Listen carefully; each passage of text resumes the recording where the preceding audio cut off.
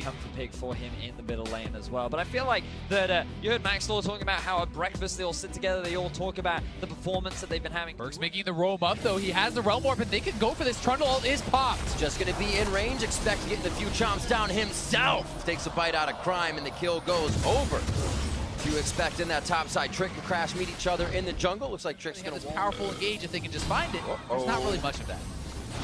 Realm Warp again, right onto Crash, and it looks like that is going to happen. Japone very low. Monsoon goes down with both summoners, so that means they do not have much siege protection. Off, TP coming in from Expect. Yeah, they're looking to get flanked, and Fenerbahce is actually split up here. They could be in trouble. Dropping the minions in the mid wave, so they make sure that G2 may not have something to push, but they'll go right for Baron if they can take the fight. Thaldrin goes down. The 50-50's only with Crash now, and the Smite. Expect stands tall on the front line. On the other side of the wall, man mode for him as he pushes Crash over. And we'll see if Crash can get himself back in. The flash is up, so he can pretty much deny any of that positioning, but over the wall goes G2 for Crash, and the Baron will go into the hands of G2 Esports. Trick and Mithy to do the rest of the damage there. Hopefully, there is no damage. Enough damage there, getting a little ahead of themselves. Overzealous, G2 goes for too many kills and almost lose their team doing Baron. So G's already meeting him there. And now G2 with the Baron, but they're looking for mid, but here comes the flank. Righteous Glory, eyes on Sven on the back line. Crash straight to him, expecting Trick now in the front. Sven turns around to start firing, and that is going to be a dead Crash.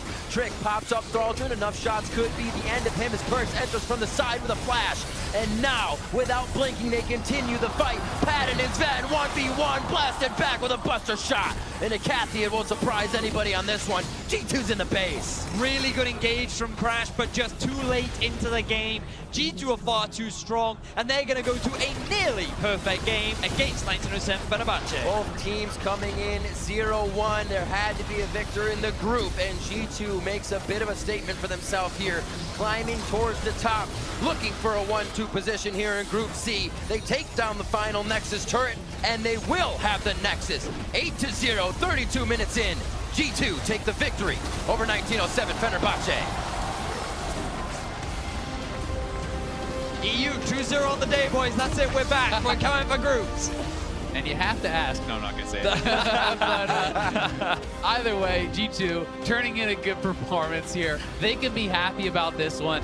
Back-to-back wins from Europe, playing around the Trundle, I think, very well in both games. And if you weren't thinking the Trundle was going to be a big part of the tournament after the Misfits game, I think you have to be really recognizing the power of this pick now, even if it's just something that's changing how people play in picks and bans. Because you can answer Trundle, but just not really with tanks. It's so hard in those 1v1s as someone like a Cho'Gath or a Malcolm.